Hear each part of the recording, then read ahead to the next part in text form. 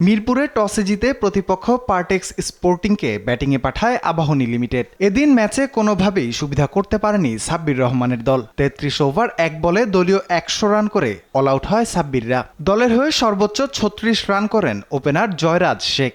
আর জবাবে ব্যাট করতে নেমে ওপেনার পারভেজ হোসেন ইমনের 50-তে হেসে খেলে জয় পায় আবাহনী। ১৪ ওভার ১ বলে ৮ উইকেট হাতে রেখে জয়ের বন্দরে পৌঁছে যায় নাজমুলের দল।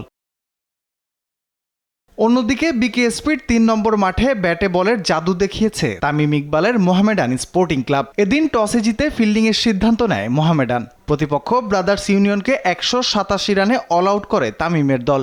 ১০ ওভারে ৩১ রানের খরচায় ৪ উইকেট নেন তাইজুল ইসলাম।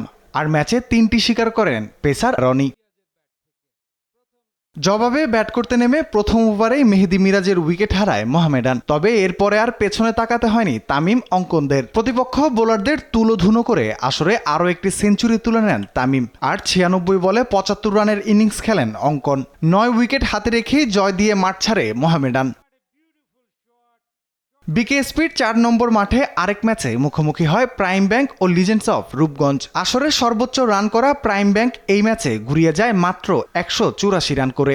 নাইম শেখ একাই করেন ৮৩ বলে ৮১ রান। ১৫৩ রানের সহজ লক্ষ্য তাড়া করতে নেমে তানজিদ তামিম ও সৌম্য সরকারের ব্যাটিং নৈপুণ্যে ৮ উইকেট হাতে রেখেই জয় পায় রূপগঞ্জ। রাফিউল ইসলাম রাতুল, স্পোর্টস ডেস্ক, দেশ টিভি।